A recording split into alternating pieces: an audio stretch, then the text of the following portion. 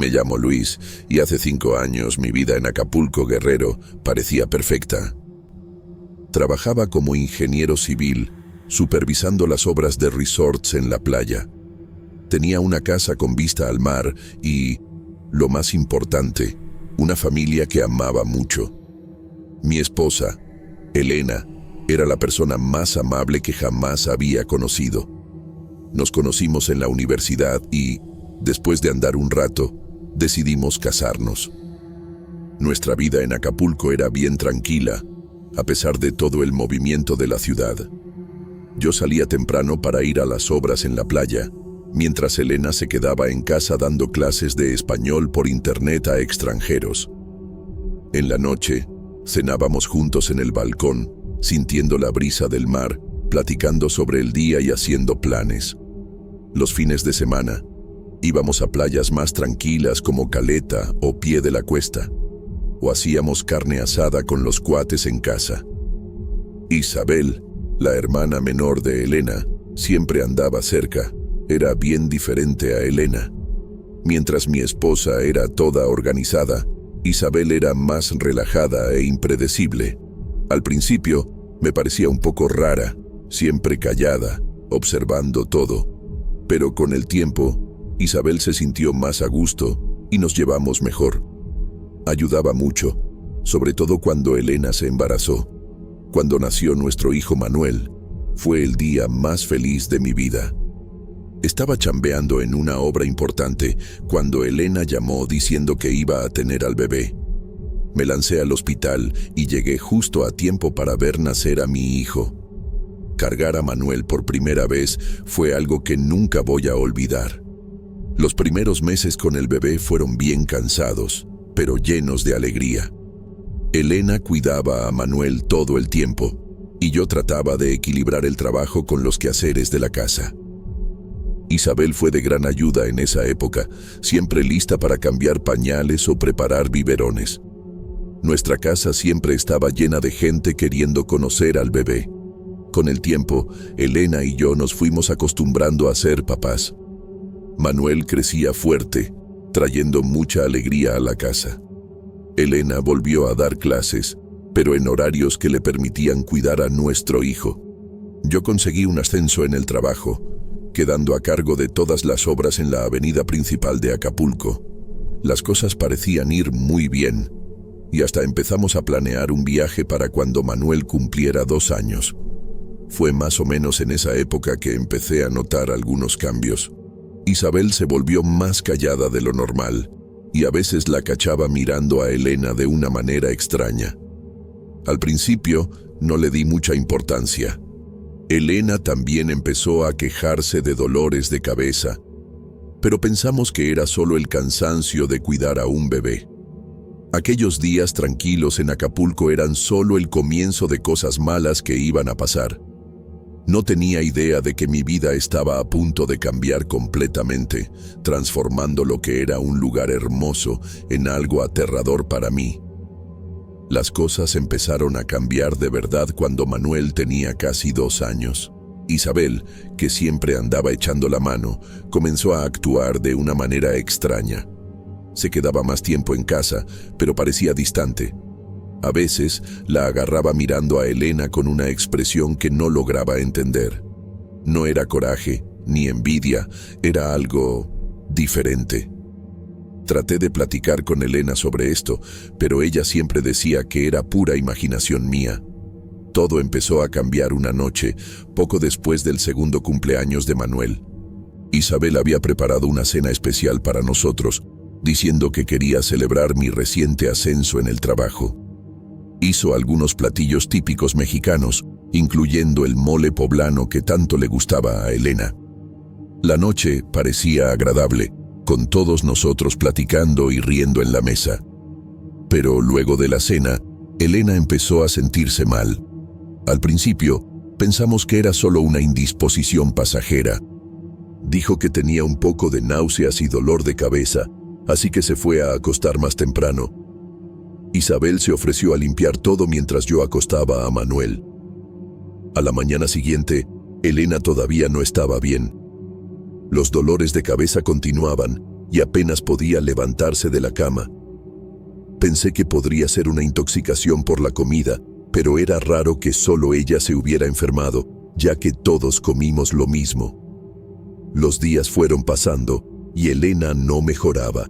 Los dolores de cabeza se volvieron más intensos, perdía el apetito y a veces se confundía. Empecé a preocuparme de verdad. La llevé al doctor varias veces, pero los estudios no mostraban nada anormal. Los médicos decían que era estrés, que necesitaba descansar más. Isabel pasó a quedarse más tiempo en nuestra casa, ayudando con Manuel y los quehaceres. Parecía preocupada por Elena, pero a veces la cachaba mirando a mi esposa de una manera extraña, casi calculadora. En ese momento, alejé esos pensamientos, creyendo que era solo el estrés de la situación, haciéndome imaginar cosas. La salud de Elena empeoraba cada semana. Apenas podía salir de la cama, siempre con dolor y con náuseas. Mi chamba quedó en segundo plano. Pasaba la mayor parte del tiempo cuidando de ella y de Manuel. Los doctores en Acapulco parecían perdidos. Nadie sabía qué estaba pasando. Decidimos buscar ayuda en hospitales más grandes en la Ciudad de México. Isabel se quedaba en casa, haciendo de comer y cuidando a Manuel mientras estábamos fuera. Hubo un día que regresamos de una consulta y Elena parecía un poquito mejor. Hasta nos animamos, pensando que finalmente las cosas iban a mejorar. Pero fue solo comer en casa que Elena empezó a sentirse mal otra vez. Tuvimos que correr al hospital de urgencia. Los viajes a la Ciudad de México eran agotadores. Elena sufría mucho con el traslado, pero era nuestra única esperanza. Hicimos más estudios, consultamos especialistas, pero las respuestas siempre eran vagas. Me sentía dividido todo el tiempo, queriendo estar en dos lugares a la vez, en el hospital con Elena y en casa con Manuel. En uno de esos viajes, Elena tuvo una crisis fuerte en el hotel. Corrimos al hospital, pero ya estaba inconsciente cuando llegamos. Los doctores lucharon por horas, pero no lograron salvarla. Elena, mi Elena, se fue, así, de repente, sin explicación. Me quedé ahí, parado en el pasillo del hospital, sin entender qué había pasado. ¿Cómo le iba a contar a Manuel? ¿Cómo iba a seguir adelante? Los días siguientes fueron un borrón de dolor y burocracia. Tuve que lidiar con un montón de papeleo en el hospital y agilizar el traslado del cuerpo de Elena de regreso a Acapulco. Estaba destrozado, pero no tenía tiempo para procesar mi dolor. Había tantas decisiones que tomar, tantos detalles que atender. Le llamé a Isabel, quien se encargó de avisar a la familia y a los amigos. Cuando volví a Acapulco, me vi teniendo que organizar el velorio y el funeral, todo en un estado de shock. Isabel fue mi apoyo en esos días, cuidando a Manuel y ayudando con los preparativos. La casa se llenó de gente, todos queriendo ofrecer condolencias, pero yo apenas registraba sus presencias. Solo podía pensar en Elena y en cómo la vida había cambiado tan drásticamente en tan poco tiempo. El funeral fue una neblina de caras tristes y palabras de consuelo que no tenían sentido para mí. Isabel parecía destrozada, no se separaba del ataúd. Manuel, tan chiquito, no entendía lo que estaba pasando. Él solo quería a su mamá de vuelta. Ver a mi hijo confundido y triste me partía el corazón aún más. En los días que siguieron al funeral, me sentí completamente perdido. La casa parecía vacía sin Elena, aún con Manuel corriendo por todos lados. Isabel se quedó para ayudar, cuidando a mi hijo mientras yo trataba de lidiar con más papeleo y las cuentas del hospital. En ese entonces, estaba agradecido de tenerla cerca. Poco sabía yo que eso era solo el comienzo de una historia aún más oscura. Los días después del funeral de Elena fueron un borrón de tristeza y confusión. Me sentía completamente perdido, como si estuviera caminando en un mundo que ya no tenía sentido. Manuel, tan pequeño, preguntaba por su mamá todos los días, y cada vez que tenía que explicarle que ella no volvería, mi corazón se rompía un poco más. Fue en ese momento que Isabel se volvió mi puerto seguro. Prácticamente se mudó a nuestra casa, cuidando a Manuel, haciendo los quehaceres y ayudándome a lidiar con toda la burocracia que la muerte de Elena dejó. No sé qué hubiera hecho sin ella en esos primeros meses. Con el tiempo, empecé a notar un cambio en el comportamiento de Isabel. Estaba más atenta, más cariñosa no solo con Manuel, sino conmigo también. Al principio, pensé que era solo su forma de consolarnos, de tratar de llenar el vacío que Elena dejó. Pero poco a poco, me di cuenta de que había algo más. Una noche, después de acostar a Manuel, Isabel y yo estábamos sentados en el balcón, como solíamos hacer con Elena. Estábamos platicando sobre recuerdos felices de Elena, cuando de repente Isabel tomó mi mano. La miré, sorprendido, y vi lágrimas en sus ojos. «Luis», dijo suavemente, «sé que todavía es pronto, pero quiero que sepas que estoy aquí para ti, para los dos, siempre». En ese momento, sentí una mezcla confusa de emociones. Gratitud por el apoyo de Isabel, culpa por sentir algo más allá de eso, y una pizca de esperanza de que tal vez, solo tal vez, la vida pudiera seguir adelante. Las semanas siguientes fueron raras. Isabel y yo nos acercamos cada vez más. Ella siempre estaba ahí, apoyándome, haciéndome reír cuando creía que nunca más sería capaz de sonreír. Manuel adoraba a su tía, y ver a los dos juntos me hacía pensar que tal vez podríamos ser una familia de nuevo. 6 meses después de la muerte de Elena, Isabel y yo nos besamos por primera vez. Fue un momento de consuelo y conexión, pero también de culpa intensa. Pasé la noche despierto, pensando en Elena, preguntándome si estaba traicionando su memoria. Pero la vida tiene una manera de seguir adelante, queramos o no. Isabel y yo empezamos una relación, inicialmente a escondidas. Teníamos miedo de lo que la gente pensaría, de lo que diría la familia de Elena, pero con el tiempo se volvió difícil de ocultar. 1 año después de la muerte de Elena, Isabel y yo nos casamos. Fue una ceremonia pequeña y discreta, nada comparado con la celebración alegre que tuve con Elena. Manuel fue el paje, llevando los anillos con una sonrisa en la cara. Parecía feliz de tener a Isabel oficialmente como parte de la familia. Al principio, nuestro matrimonio parecía ser exactamente lo que necesitaba para seguir adelante. Isabel era atenta, cariñosa con Manuel y parecía genuinamente feliz. Pero poco a poco, empecé a notar cambios sutiles en su comportamiento. Se quedaba más tiempo en casa, insistía en preparar todas las comidas y a veces la cachaba mirándome de una manera posesiva. En ese momento, alejé esas preocupaciones. Después de todo, Isabel había sido mi apoyo cuando más lo necesité. Amaba a Manuel como si fuera su propio hijo. Teníamos una nueva oportunidad de felicidad. O al menos eso era lo que yo pensaba. Los meses fueron pasando y nuestra vida parecía haber entrado en una nueva rutina. Isabel cuidaba la casa y a Manuel con dedicación, mientras yo volvía a concentrarme en el trabajo. Por fuera, éramos la imagen de una familia feliz recuperándose de una tragedia. Pero por dentro, algo no parecía estar bien. Empecé a notar pequeñas cosas raras en el comportamiento de Isabel.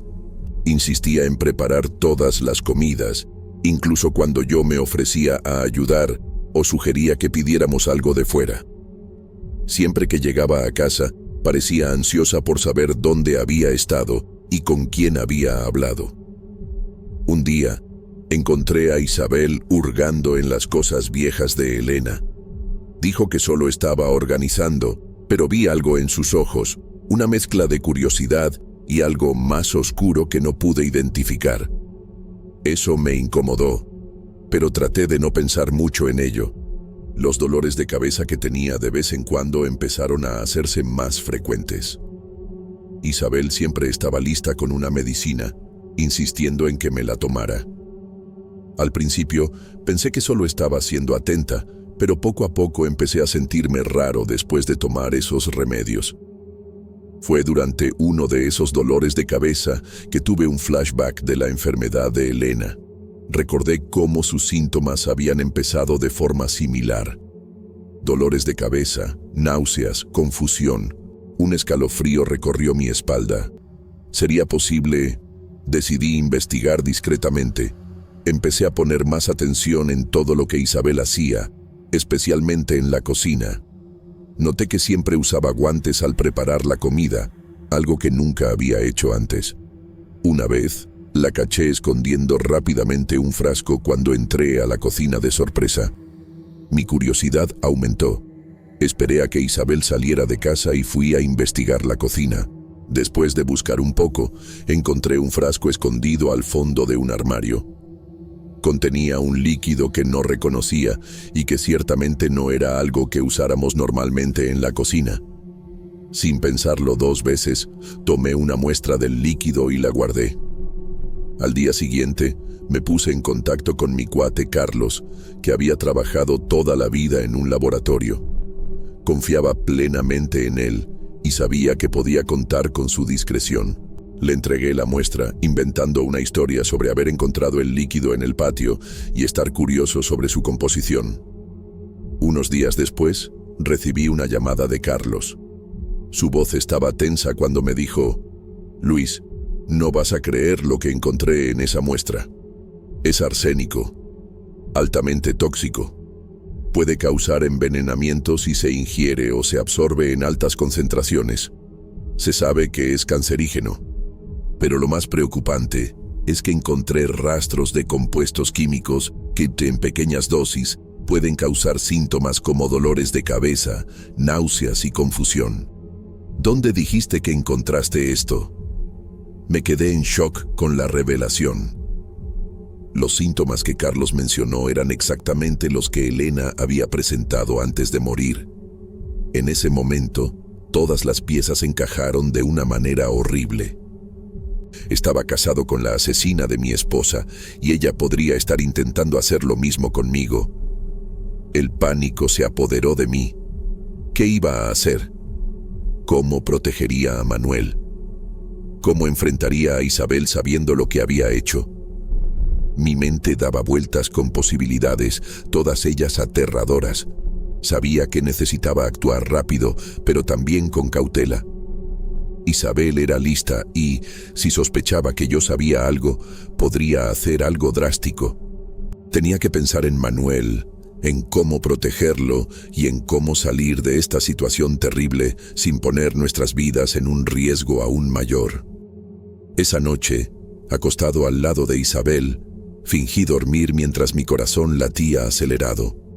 Sabía que a partir de ese momento, cada movimiento, cada palabra, sería parte de un juego mortal.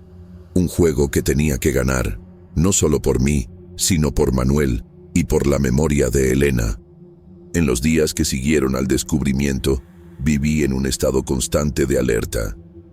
Cada comida, cada vaso de agua, cada momento a solas con Isabel se convirtió en una amenaza potencial. Sabía que necesitaba actuar, pero también sabía que un paso en falso podría ser fatal. Empecé a tomar precauciones discretas. Dejé de comer las comidas que Isabel preparaba, alegando problemas estomacales. Comencé a llevar a Manuel a comer fuera con más frecuencia, usando el trabajo como excusa para pasar menos tiempo en casa. Al mismo tiempo, empecé a reunir evidencias. Instalé cámaras escondidas en la cocina y en el patio, esperando cachar a Isabel con las manos en la masa. Una noche, mientras Isabel dormía, revisé su celular. Encontré mensajes intercambiados con un proveedor de productos químicos. Las conversaciones estaban codificadas, pero era obvio que no se trataba de nada inocente. Hice copias de todo. Finalmente, después de semanas de planeación cuidadosa, decidí que era hora de enfrentar a Isabel. Mandé a Manuel a casa de mis papás, diciendo que necesitábamos un tiempo a solas para platicar sobre nuestra relación. Esa noche, me senté con Isabel en la sala. Mi corazón latía tan fuerte que pensé que ella podría escucharlo. Isabel, empecé, tratando de mantener la voz firme. Necesito preguntarte algo, y quiero que seas honesta conmigo. Ella me miró. Su expresión una mezcla de curiosidad y algo que parecía... ¿cautela? ¿Qué pasa, amor?, preguntó, su voz dulce como siempre. Respiré hondo. ¿Tuviste algo que ver con la muerte de Elena? El silencio que siguió fue ensordecedor. Vi algo pasar por los ojos de Isabel, sorpresa, confusión y luego indignación. ¿De qué estás hablando, Luis?, respondió, su voz llena de incredulidad. ¿Estás delirando? Sé sobre el frasco en la cocina, Isabel, el líquido raro que escondes. Isabel me miró como si hubiera perdido completamente la razón. Luis, no tengo idea de qué estás hablando. ¿Qué frasco? ¿Qué líquido? ¿Te sientes bien? Su negación vehemente me agarró en curva. Estaba tan seguro.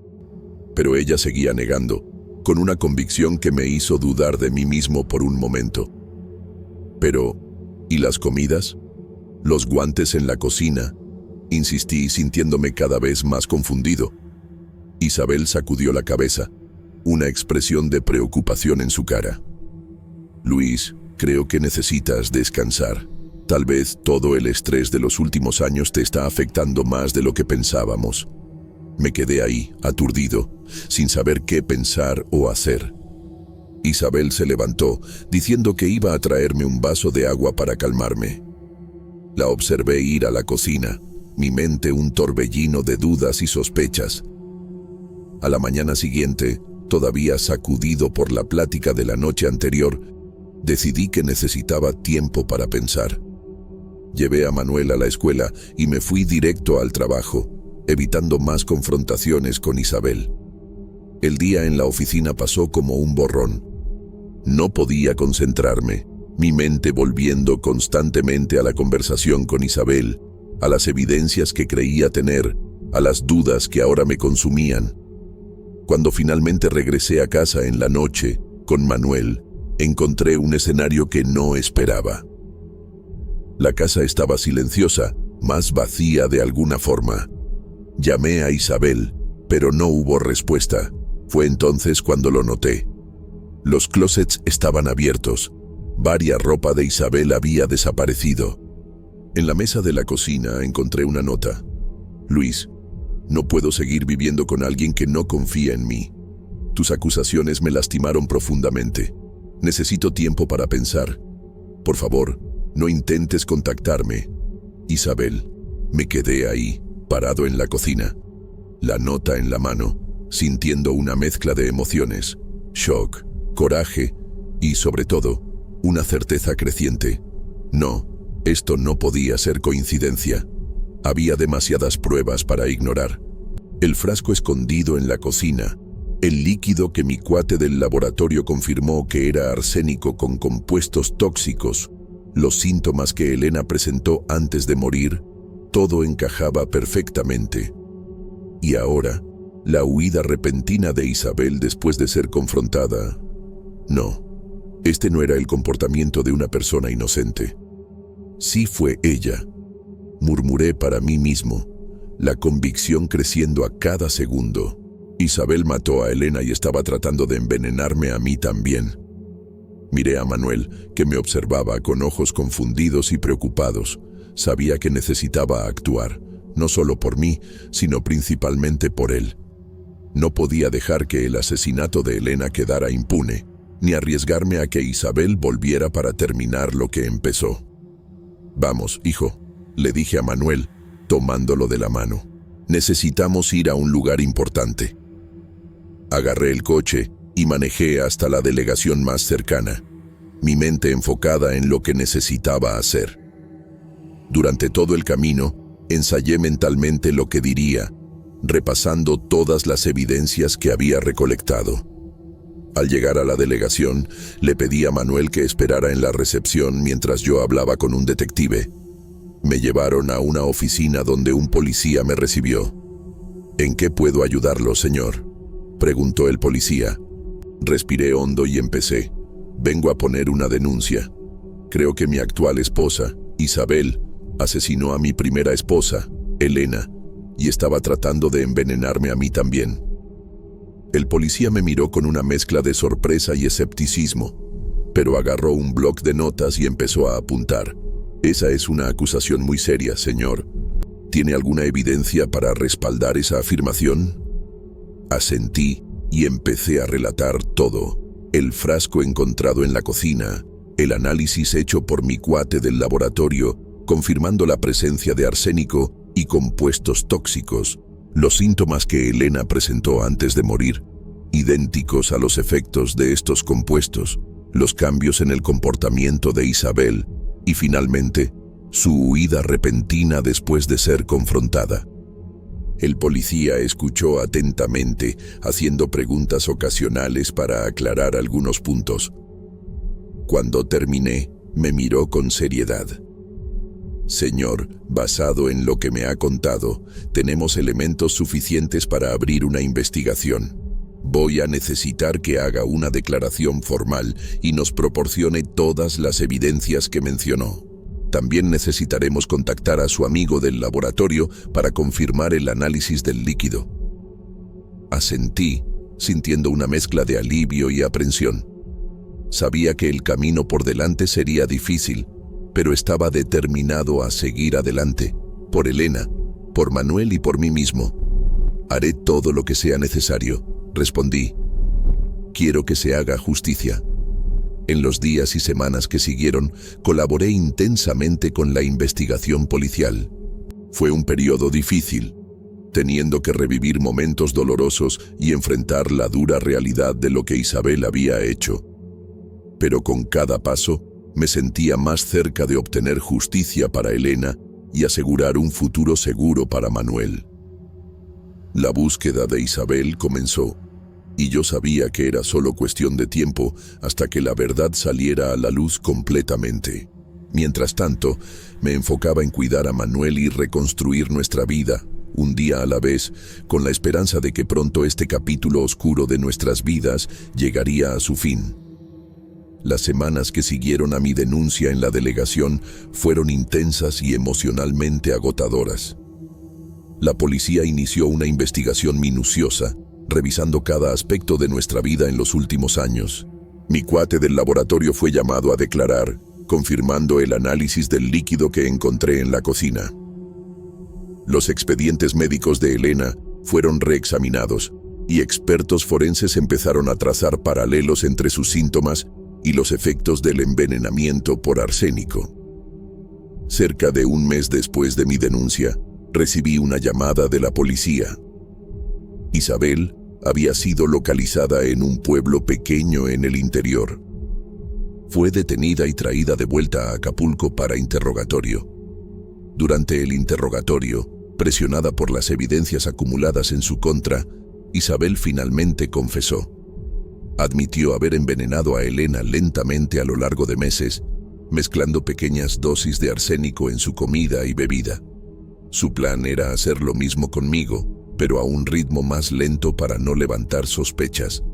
La confesión de Isabel reveló una obsesión enfermiza que había nutrido por mí durante años, desde antes de que yo conociera a Elena. Vio en Elena una rival que necesitaba ser eliminada, y en mí un premio a ser conquistado a cualquier costo. Después de semanas, el veredicto fue anunciado. Isabel fue considerada culpable de homicidio calificado e intento de homicidio. En los meses que siguieron al juicio, Manuel y yo comenzamos el largo proceso de sanación. Busqué ayuda psicológica para los dos, tratando de encontrar maneras de procesar el trauma y seguir adelante. Hoy, años después de estos eventos trágicos, todavía lucho para entender completamente cómo sucedió todo esto. Cómo no me di cuenta de las señales. Cómo permití que esta tragedia se desarrollara justo bajo mis narices. Pero también aprendí a perdonarme, a aceptar que fui víctima de una manipulación cruel y calculada. Elena se fue y nada puede traerla de vuelta. Pero su memoria vive en Manuel y es por él que sigo adelante. Espero que, de alguna manera, esta historia pueda servir de advertencia para alguien. El coche se detuvo frente a una vieja casa colonial en el corazón de Taxco, Guerrero, en un barrio tranquilo y casi intacto por el tiempo. Las paredes amarillas estaban descoloridas y el portón de hierro forjado parecía a punto de caerse en cualquier momento. Para mí, con apenas 9 años, parecía lo más impresionante del mundo. Por fin íbamos a vivir en una casa más grande. Un lugar que no fuera apretado y sin vida como nuestro antiguo departamento en Acapulco. Llegamos, Camila, nuestro nuevo hogar. Mi papá, Esteban, sonrió mientras sacaba las maletas del coche. La casa era grande, pero no tenía el glamour de las casas que vemos en las películas.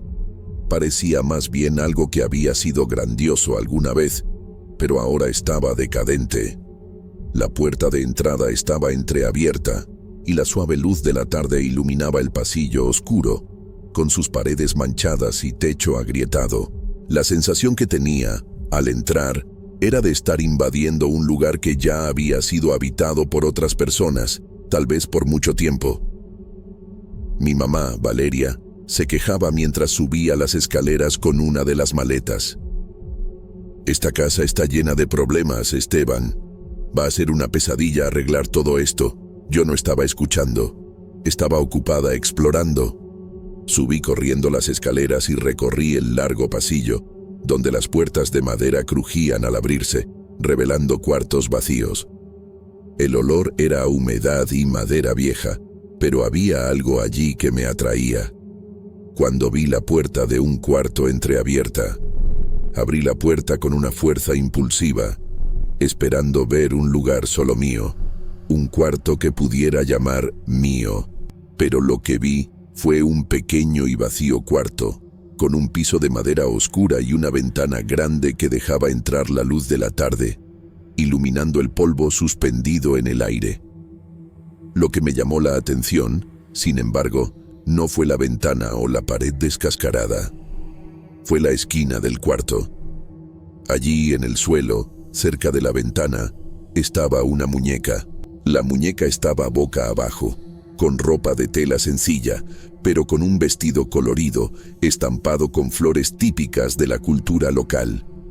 Su cabello estaba despeinado, y el rostro, marcado por el tiempo, parecía más un bosquejo que una cara de verdad. Pero lo que realmente me inquietó fue la mirada de la muñeca. Uno de sus ojos estaba ausente, como si alguien hubiera quitado el vidrio de forma brusca. La boca, en lugar de tener la pequeña costura que normalmente tendrían estas muñecas, estaba raspada, borrada, como si alguien lo hubiera hecho intencionalmente. No era una muñeca cualquiera. Algo en la forma en que estaba tirada en el suelo, en un cuarto vacío y sin vida, me hizo sentir una sensación de incomodidad. Aún así, la recogí. «Mamá, mira lo que encontré», grité ansiosa por mostrarla. Mi mamá entró al cuarto con una expresión de desconfianza, pero también con una leve sorpresa al ver la muñeca. La miró por un instante y luego dijo, de forma apresurada, «Camila, deja eso ahí. No sabemos de dónde vino esa muñeca.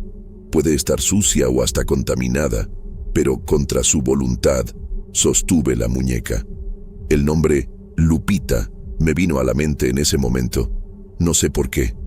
Era como si fuera su nombre, algo que encajaba perfectamente. Esa noche, recuerdo que puse a Lupita al lado de mi cama, sin saber que mi vida comenzaría a cambiar a partir de ese momento. El cansancio de las últimas horas y la mudanza me impedían dormir. La casa estaba silenciosa, y la oscuridad parecía más intensa allí, en las calles de Taxco, donde apenas había alumbrado público. Me levanté y fui al pasillo. No quería admitirlo, pero algo me molestaba. Tal vez la casa vieja, los muebles antiguos que no se ajustaban bien a mi gusto. Pero era más que eso. Era la sensación de que, a pesar de estar allí pocas horas, el lugar ya tenía una energía opresiva. Pasé por la puerta de mi cuarto, donde estaba Lupita. La muñeca seguía allí, como la había dejado en la esquina. No sé por qué, pero algo me hizo mirarla por más tiempo.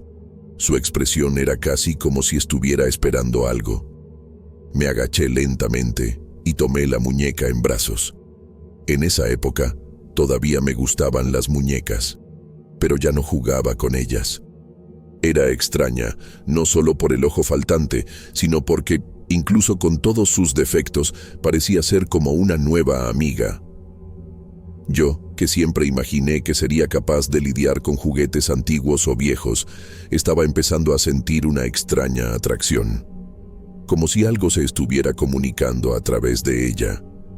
Al mirar mejor, me di cuenta de que el cabello de la muñeca estaba despeinado, algo que no recordaba haber visto antes.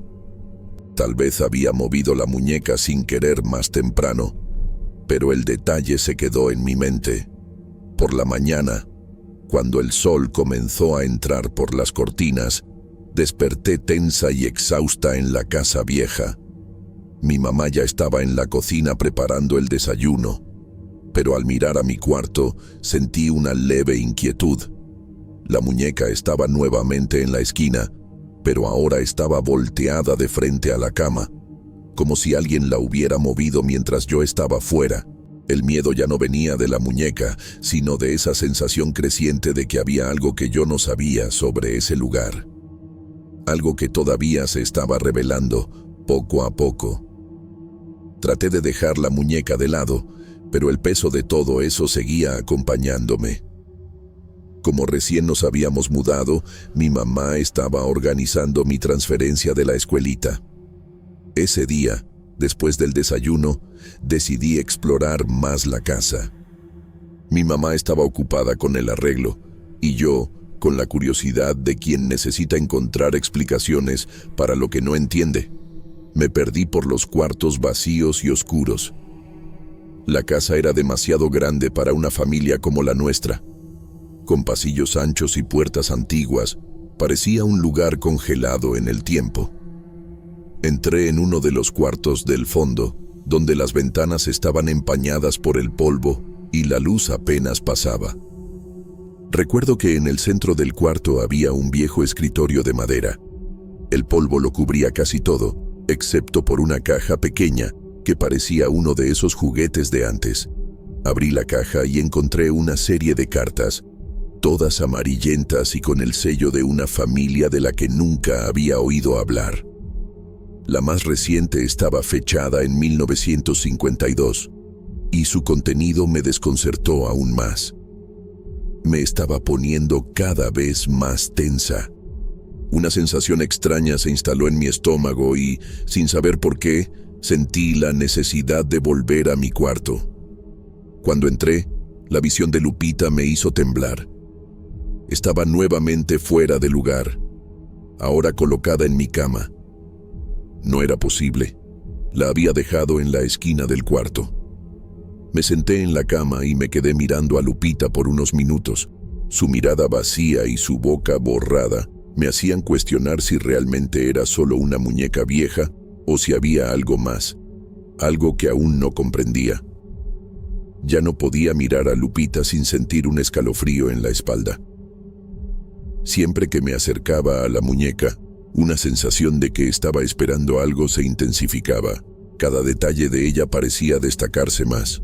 La línea del cabello despeinado, el único ojo faltante y esa sonrisa borrada, como si estuviera tratando de decir algo que yo no entendía. Ahora quería pedirle a mi mamá que tirara la muñeca. Fue el fin de semana siguiente cuando las cosas empezaron a tomar un rumbo más extraño. La casa estaba en silencio, yo estaba en mi cuarto y la muñeca en el cajón cuando mi mamá entró distraída. «Camila, hay una señora afuera diciendo que devuelvas lo que agarraste». «¿Qué agarraste?» «No reconozco a esa señora», dijo, con una expresión vaga de preocupación. Fruncí el ceño, confundida. ¿Qué estás diciendo? Yo no agarré nada de nadie. Mi mamá, que nunca fue de hacer bromas, parecía más irritada de lo normal. Miró hacia el pasillo y luego hacia la puerta del cuarto y me llamó una vez más. Ve a la puerta, Camila. Hay una señora afuera, con un paquete. Mi mente no podía procesar todo esto. ¿Un paquete? ¿Quién es? Fui hasta la puerta, pensando que mi mamá estaba haciendo alguna broma. Era una mujer, de apariencia envejecida, con ropa sencilla, casi harapienta. Estaba de pie frente a la casa, como si estuviera esperándome. Su mirada era inexpresiva, pero al mismo tiempo cargaba algo que yo no sabía definir. La muñeca. Necesitas devolver la muñeca, dijo con una voz suave, pero firme. Estaba tan confundida que no sabía cómo reaccionar. ¿Cómo sabía ella sobre Lupita? Nunca le había contado a nadie sobre la muñeca, y lo más extraño era el hecho de que ella parecía saberlo todo, como si estuviera alertando sobre algo inminente.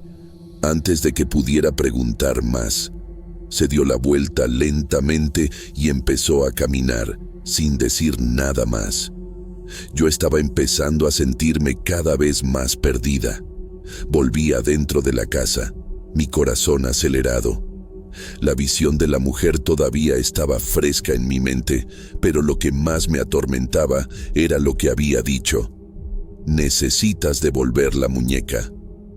Miré a la muñeca una vez más. Ahora ya no había cómo negarlo. La mujer había hablado de devolver la muñeca, pero ¿devolverla a quién? Y, más importante, ¿qué pasaría si no lo hacía? Esa noche, antes de irme a dormir, puse a Lupita sobre la mesa, cerca de la ventana donde la luz de la luna aún se reflejaba suavemente. Recé con sinceridad, pidiendo paz, pidiendo que la muñeca encontrara la liberación, que el espíritu atrapado allí pudiera finalmente descansar. Cuando terminé, miré a la muñeca una última vez. Algo cambió. No era un gran acontecimiento, sino una sensación leve, como si la tensión en el aire se hubiera disipado.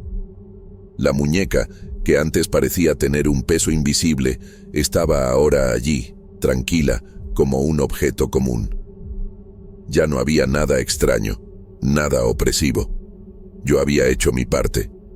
Al amanecer, la casa parecía diferente, más iluminada.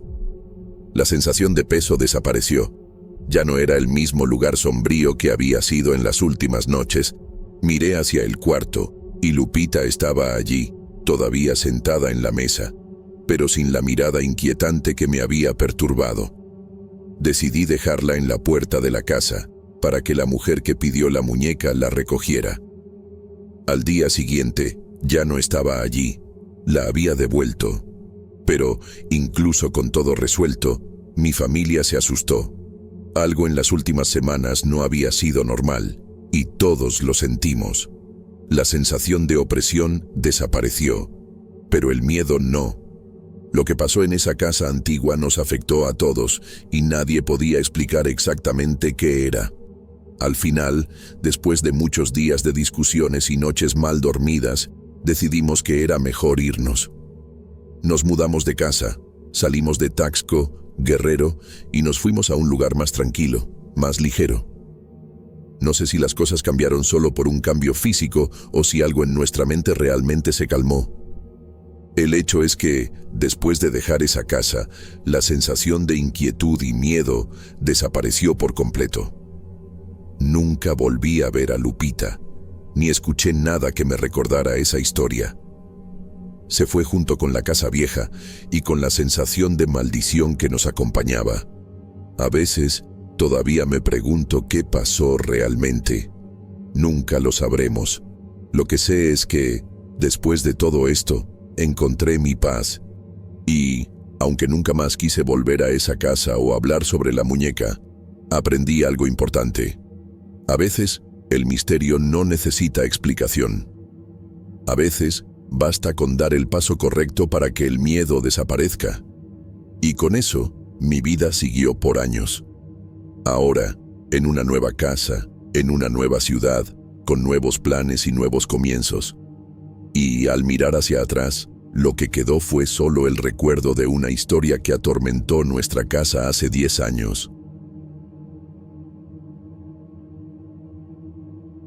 Me llamo Gabriela y tengo 38 años. Nací y crecí en un pueblito en las afueras de Chilpancingo, en Guerrero. Es una región bien rural de México, de esas donde todos se conocen. Desde chiquita, yo ayudaba a mis papás en la milpa. Sembrábamos maíz, frijol, calabaza. Una vida sencilla, pero honrada. Éramos una familia grande. Yo era la mayor de 5 hermanos. Híjole, cómo daba lata cuidar a esa chamacada. Pero me encantaba. Siempre fui medio madraza. En la noche, después de la chinga en el campo, les contaba cuentos para que se durmieran. Historias que mi abuela me contaba. Leyendas de nuestra región. Relatos que ponían los pelos de punta. La vida en el campo era dura, no te voy a mentir. Sol en la cabeza todo el día, manos callosas, espalda adolorida. Pero también tenía sus alegrías. El olorcito de la tierra mojada después de la lluvia, las fiestas de la cosecha, el sabor del elote asado en la fogata. A veces me agarra una nostalgia cabrona, pero siempre soñé con algo más. Desde chiquita estaba fascinada con los libros. Cuando me sobraba un tiempecito, me escondía debajo de un árbol para leer. Mi sueño era estudiar, quería ser maestra, imagínate nomás. Pero ¿cómo? Si apenas teníamos dinero para ir la comida. Mis papás hacían lo que podían, pobrecitos, pero la vida en el campo no daba muchas oportunidades. Conforme iba creciendo, ese sueño solo aumentaba. Era como una semillita plantada en mi pecho, que fue brotando, creciendo, hasta que ya no se podía ignorar. Miraba a mis hermanitos y pensaba, ellos se merecen más que esto. Quería poder ayudar a mi familia, darles una vida mejor a todos. Y pues, cuando cumplí 19 años, tomé una decisión que cambió mi vida para siempre. Decidí que me iba pa' Chilpancingo, la capital. Híjole, fue difícil convencer a mis papás. Mi mamá lloró, mi papá se pasó una semana sin hablarme bien, pero en el fondo creo que entendían. Querían lo mejor para mí, aunque les doliera. Arreglé mis cosas, o sea, lo poquito que tenía, en una maleta vieja. Mi prima Rosario, que ya vivía en la ciudad, dijo que me podía echar la mano por un tiempo. Era mi oportunidad de oro. La noche antes del viaje, no pegué el ojo. Me la pasé toda la noche pensando en lo que me esperaba. Al día siguiente, me despedí de la familia con el corazón apachurrado. Abracé fuerte a cada uno de mis hermanitos. Prometí que volvería a visitarlos siempre que pudiera. Cuando me subí al camión, miré por la ventana y vi a mi mamacita llorando, despidiéndose con la mano.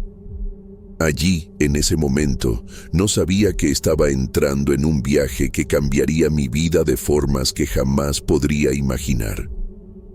El día de la partida llegó en un abrir y cerrar de ojos. Con una maleta toda madreada y el corazón a 1000 por hora, me subí al camión rumbo a Chilpancingo. El viaje pareció durar una eternidad. Miraba por la ventana, viendo cómo cambiaba el paisaje, las montañas quedándose atrás. Cada kilómetro me alejaba más de lo que conocía, llevándome a un futuro incierto. Llegué a la central camionera de Chilpancingo al caer la tarde. El ruido, el movimiento, todo era diferente.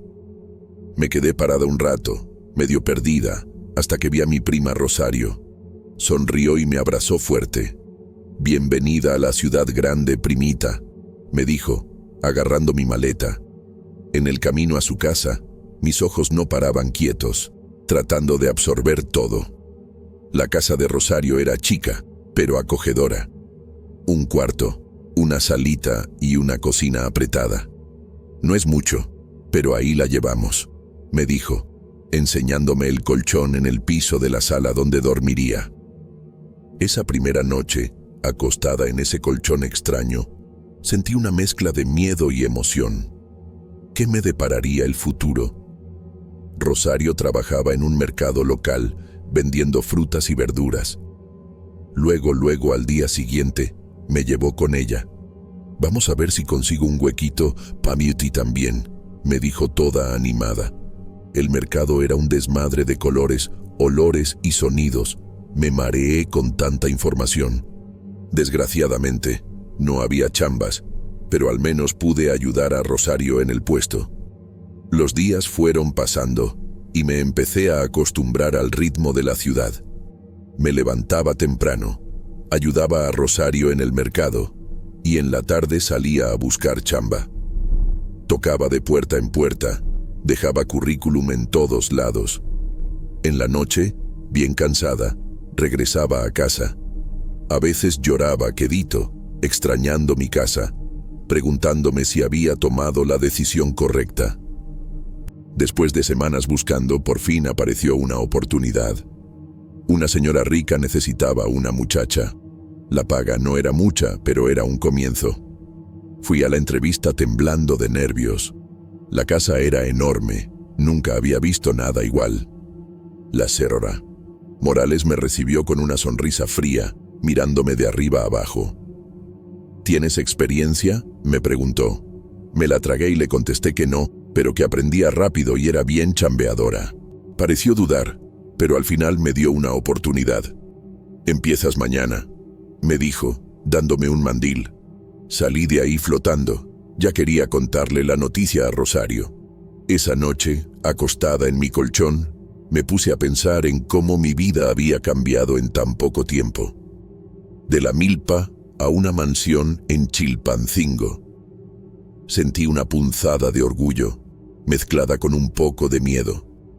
Ni me imaginaba que ese trabajo, que parecía una bendición, acabaría siendo el principio de una pesadilla que cambiaría mi vida para siempre.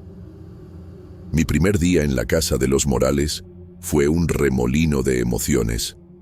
Me desperté antes de que saliera el sol, nerviosa y ansiosa. Me puse mi mejor ropa y me fui pa' la mansión, la señora Morales me recibió con una mirada crítica, me dio una lista de quehaceres y se fue apurada al trabajo. Me quedé ahí, parada en la cocina grandota, sin saber ni por dónde empezar. Las primeras semanas fueron difíciles. No estaba acostumbrada a los aparatos modernos, a la rutina de la casa. Rompí algunos platos, quemé algo de ropa al planchar. La señora Morales era exigente. A veces me gritaba por errores tontos, pero yo aguantaba maciza, pensando en mi familia, en mi sueño de estudiar. Poco a poco, le fui agarrando la onda. Aprendí a usar la lavadora, a planchar las camisas del señor Morales como le gustaban, a preparar el desayuno para los chamacos. Los dos hijos de la pareja, Mateo y Sofía, eran chiquitos y bien lindos. A veces, cuando los papás no estaban, jugaba con ellos en el jardín. El señor Morales era un mero en la política local. Siempre llegaba tarde, con la frente arrugada de preocupación. Al principio, ni me pelaba. Yo servía la cena y me retiraba calladita. Pero con el tiempo, empezó a saludarme, a veces hasta sonreía. Me sentía orgullosa de estar haciendo bien mi chamba. Una noche, después de una cena con invitados importantes, el señor Morales me llamó a la sala. Me echó flores por mi trabajo, dijo que era una buena empleada. Sentí que se me hinchaba el pecho de orgullo. Me ofreció una copa de vino para celebrar. Dudé, pero acepté. Al fin y al cabo, era mi patrón, no podía hacerle el feo. Esa noche marcó un cambio. El señor Morales empezó a tratarme diferente. A veces, cuando la señora Morales no estaba, venía a platicar conmigo en la cocina. Me preguntaba sobre mi vida, mis sueños. Yo, bien mensa, me sentía halagada con la atención. Creía que de verdad le importaba. Con el tiempo, las miradas del señor Morales empezaron a incomodarme. Eran intensas, diferentes. A veces, sentía que su mano me rozaba al pasar. Traté de ignorarlo, de convencerme de que eran cosas mías. Al fin y al cabo, él era un hombre importante, Casado, yo era solo la muchacha, una chamaca del rancho. Una noche, me quedé hasta tarde arreglando la cocina después de una cena. El señor Morales apareció, bien pedo. Empezó a decir cosas, a acercarse. Traté de salir, pero me bloqueó la puerta. Lo que pasó después, bueno, hasta hoy trato de olvidarlo. Salí corriendo de esa casa, llorando, sintiéndome sucia y traicionada. Mi sueño se había vuelto una pesadilla y no sabía qué hacer. Esa noche fatal, se me vino el mundo encima. Corrí por las calles de Chilpancingo sin rumbo, las lágrimas nublándome la vista. Llegué al departamentito que compartía con Rosario hecha un desastre. Mi prima me abrazó fuerte, sin hacer preguntas, solo dejándome llorar hasta que ya no pude más. En los días que siguieron, me quedé en casa, sin poder dar la cara al mundo de afuera. La vergüenza y el miedo me comían viva. Rosario insistía en que denunciara al señor Morales, pero yo sabía que sería al pedo. ¿Quién le creería a una pinche sirvienta del rancho contra un político influyente? Además, las amenazas veladas que me había hecho esa noche resonaban en mi mente. Una semana después, recibí una llamada de la señora Morales. Su voz era fría cuando me informó que estaba despedida por comportamiento inapropiado. Sentí como si me hubieran dado un putazo en el estómago. No bastaba con el abuso, ahora estaba sin chamba y con mi reputación manchada. ¿Cómo regresaría a casa así? ¿Qué les diría a mis papás? Las noches se volvieron una tortura. Las pesadillas me despertaban gritando, reviviendo esos momentos horribles. Durante el día, apenas podía comer o levantarme de la cama. Rosario, preocupada, trataba de animarme, decía que necesitaba reaccionar. Pero me sentía paralizada, como si toda la valentía y determinación que me trajeron a la ciudad me las hubieran arrancado. Empecé a ver al señor Morales en todos lados. En la calle, creía verlo observándome desde carros oscuros. En el mercado, juraba escuchar su voz. La paranoia se apoderó de mí. ¿Mandaría a alguien a seguirme? ¿Me deportarían como había amenazado? Cada sombra, cada ruido me hacía brincar. Pasaron semanas y yo seguía en ese limbo. No podía buscar otro trabajo, mucho menos pensar en volver a casa. La vergüenza me consumía. ¿Cómo podría ver a mi familia después de lo que pasó? Sentía que les había fallado a todos, sobre todo a mí misma. Mis sueños ahora parecían lejanos y pendejos. Fue Rosario quien finalmente me sacó de ese pozo de autocompasión. Una tarde, llegó a casa con una expresión decidida. «Ya estuvo bueno, Gabriela», me dijo, sacudiéndome por los hombros. «No puedes dejar que ese cabrón gane. Tenemos que hacer algo». La miré, confundida y asustada. ¿Qué podíamos hacer contra alguien tan poderoso? Rosario entonces me contó sobre doña Guadalupe, una curandera respetada en Chilpancingo. «Ella ayuda a gente como tú», explicó mi prima. «Gente que sufrió injusticias y no puede acudir a las autoridades». Al principio dudé. ¿Qué tipo de ayuda podría ofrecer una vieja curandera? Pero en ese momento, cualquier esperanza, por chiquita que fuera, parecía mejor que el vacío en el que me encontraba. Con el corazón pesado y una pizca de esperanza, seguí a Rosario por las calles estrechas de Chilpancingo. El barrio de doña Guadalupe era humilde, casas sencillas apretujadas unas contra otras. Llegamos a una casa azul descolorida, con plantas medicinales en la entrada. El olor a hierbas e incienso invadió mi nariz en cuanto se abrió la puerta. Doña Guadalupe era una señora de edad indefinida, cabellos canosos amarrados en un chongo, ojos negros y penetrantes. Nos recibió con una sonrisa enigmática, como si ya supiera el motivo de nuestra visita. La sala era chiquita, llena de imágenes de santos, veladoras y amuletos. Me sentí intimidada y al mismo tiempo extrañamente acogida. «Cuéntame, mijita», dijo doña Guadalupe, agarrando mis manos entre las suyas. Y le conté. Las palabras salieron como un torrente. Todo el sufrimiento, el coraje, el miedo que había estado guardando. Lloré, temblé, casi grité en algunos momentos. La curandera escuchó todo en silencio, sus ojos nunca dejando los míos. Cuando terminé, agotada y avergonzada, doña Guadalupe suspiró profundamente.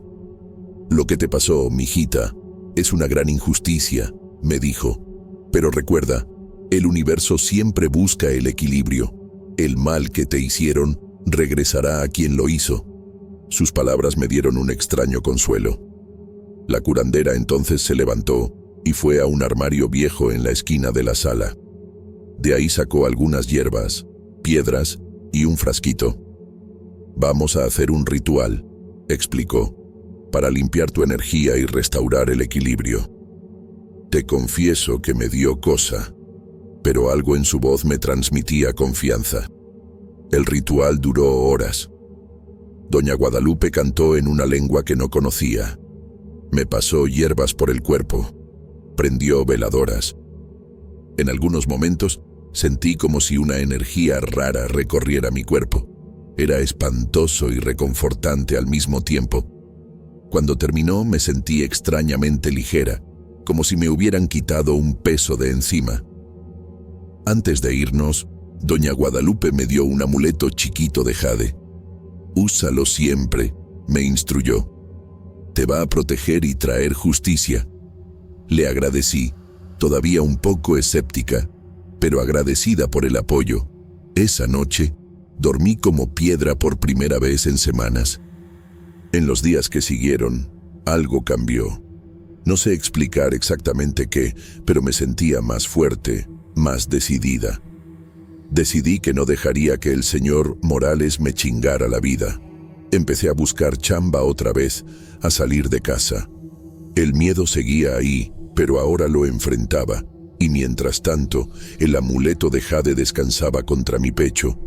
Un recordatorio constante de que la justicia, de una forma u otra, llegaría. La noche siguiente, doña Guadalupe me llamó de vuelta a su casa. El aire estaba cargado, pesado con la promesa de lluvia. Llegué sola esta vez, el amuleto de jade frío contra mi piel. La curandera me recibió con una mirada seria. «¿Estás lista, mijita?», preguntó. Me la tragué y asentí. El cuarto de atrás estaba preparado para el ritual.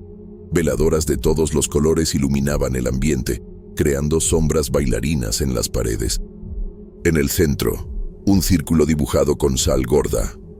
El olor a hierbas quemadas era intenso. Casi me daba asco. Doña Guadalupe me dijo que me quitara la ropa y me pusiera una túnica blanca. Entré al círculo de sal, mi corazón latiendo fuerte.